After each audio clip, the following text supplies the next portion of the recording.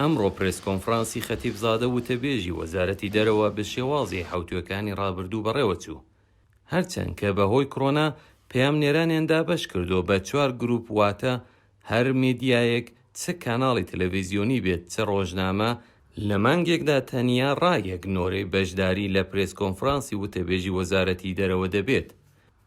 وتەبێژ لە وەڵامی پرسیارێک سەبارەت بە لاتوونی گەمارۆکانی کڕینی چەک و جۆرە جیاوازەکانی چەک کە 13 ساڵ لەمەوبەر لەلایەن ئەنجومەنی پاراستنی هێمنی ڕێکخراوی نەتەوە یەکگرتوەکان بەسەر ئێراندا سەپێنرا بوو.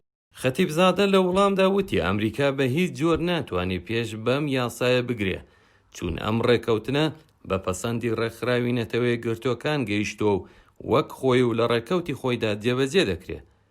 لە بەشێکی تر لە پرسیاری پەیامنێران خەتیبزادە وەڵامی پرسیاری پەیامنێری گەلی کوردستانی داوە. شەمسەدینی ئەستام از تلویزیۆن گەلیە کوردستانی عێراق.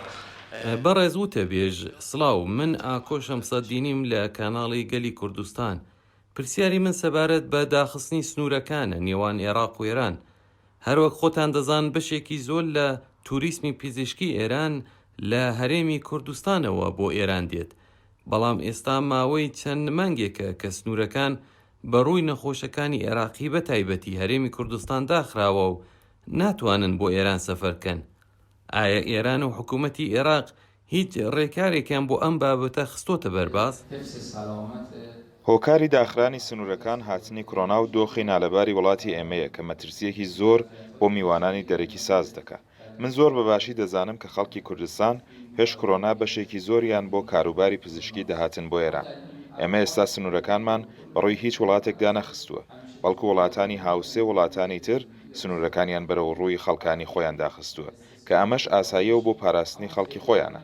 ئێمە هیوادارین بە زووترین کات بارودۆخ باشتر بێت و هاتوچۆی خەڵک بۆ وڵاتانی تر بە تایبەت بە وڵاتی ئێمە ئاسایی بێتەوە. خەتیبزادە لە وەڵامی گرنگترین پرسیار کە سەبارەت بە گەمارۆ نوێیەکانی ئەمریکا بۆ سەر ئێران بوو وتی کە ئەمریکا لەم گەمارۆیانەشدا شکەست دێنێ و ئێمە زۆر بەزوویی دەبینین کە ئەمریکا تووشی شکەستێکی گەورە دەبێت. ئاکۆ شەمسەدینی گەلی کوردستان، تاران.